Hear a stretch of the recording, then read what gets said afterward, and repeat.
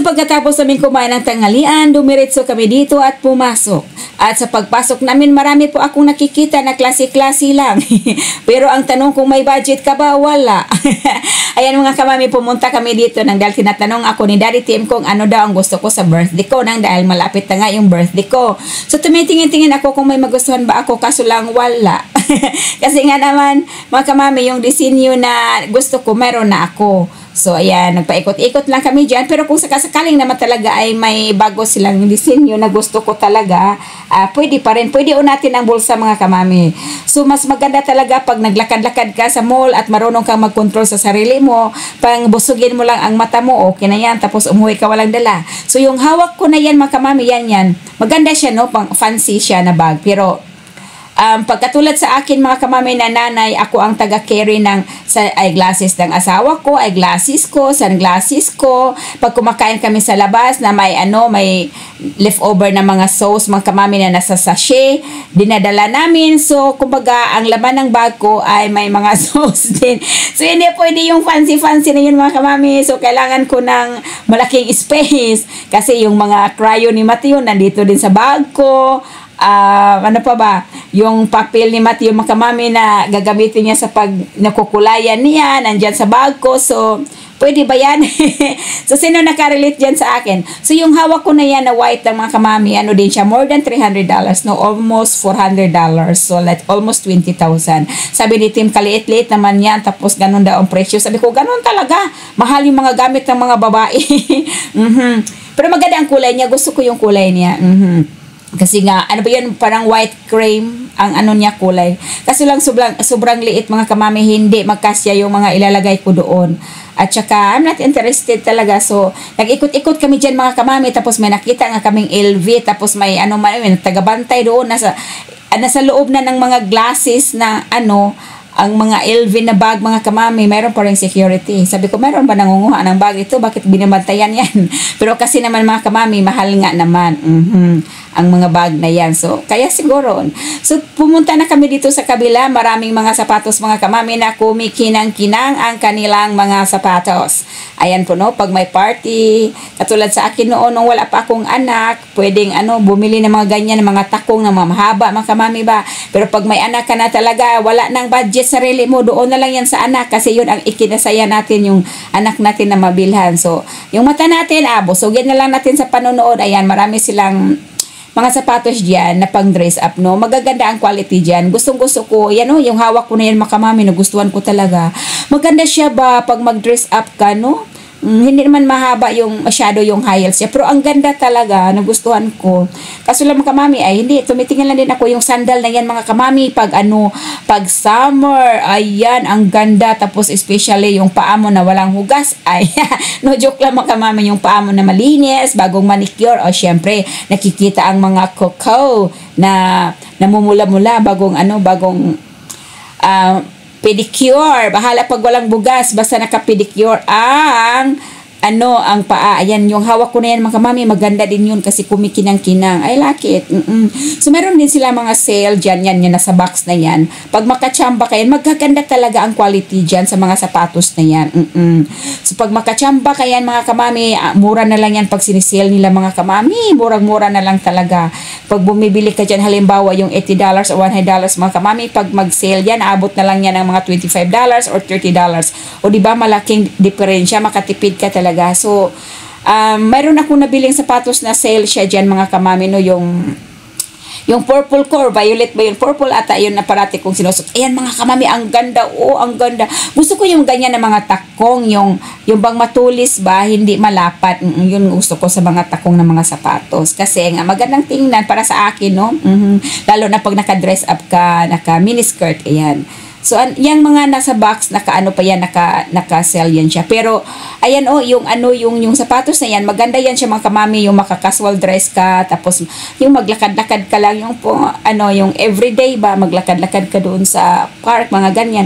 Very comfortable at maganda. Pero yung sapatos na yan, ayaw ko yan, laki parang bulldozer. Ayaw ko ng mga ganyan sapatos, ang bigat kaya yan. At saka hindi ko talaga gusto ang yung shape ng sapatos na yan.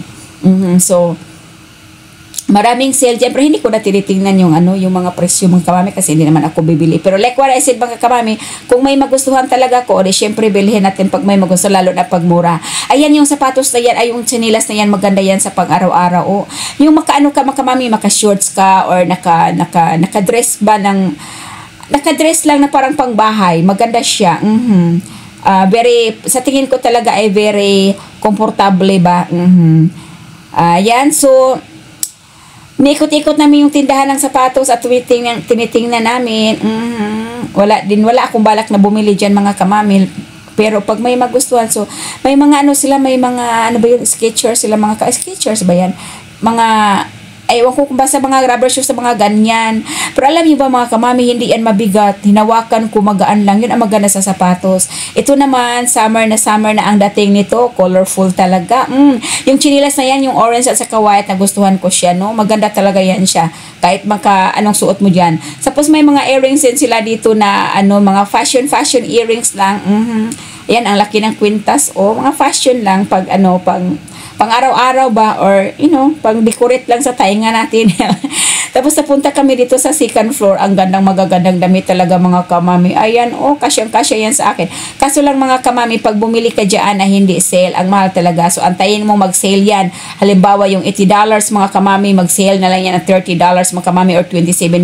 Ayan, ang ganda na, kumikinang-kinang pa. Kasi malapit na kasi ang prom dito. So marami mga teenager dyan na pumunta na bumibili. So size ko kasi yung mga yan mga kamami, kaya dyan ako nag-ikot-ikot. Naghanap din ako ng sale dyan mga kamami, pero ang gusto ko yung damit talaga na maisuot ko araw-araw. Hello! May messages mga kamami na may package daw. Deliver na daw yung package. So tingnan natin. Tingnan tayo sa mailbox. May order ang Daddy Tim. In-order tayo ng Daddy Tim mga kananay. No, so tingnan natin.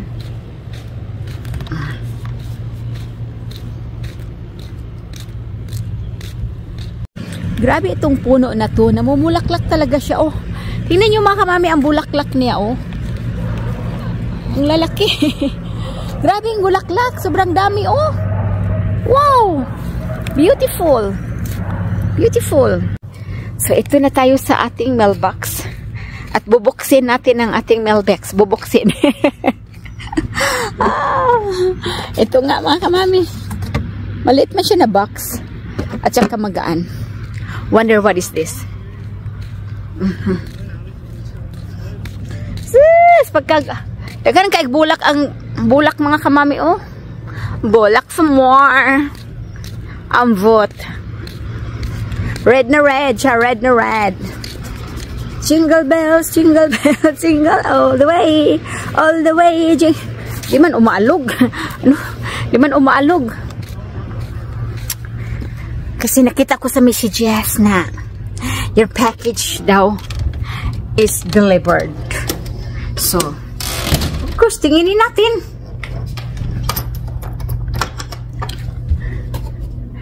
Jingle bells, jingle all the words. Ako lang mag-isa mga kananay because my son is in school, my husband is working, and mommy is laundry and cleaning. Always clean mga kamami araw-araw. Pero may mga kalat mga kamami, nakikita yun dyan kamami, mga laruan niya ng anak ko, so hindi ko yung ginagalaw kasi parang pag-uwi niya, babalikan na lang niya ang kanyang kung saan niya iniwan. Ayan. Nakarating na sa lamisa ang mga Lego, pero okay lang yapon mga kamami. Laban lang. Laban. Very. Laban. Very. Okay. Alright. Magaan man itets.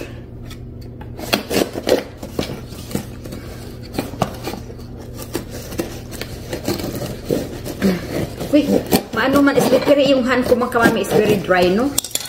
So, uy! Uy, ginood ko mga kananay. Yun na yung box. Ang laki. Nilagyan lang ng paper.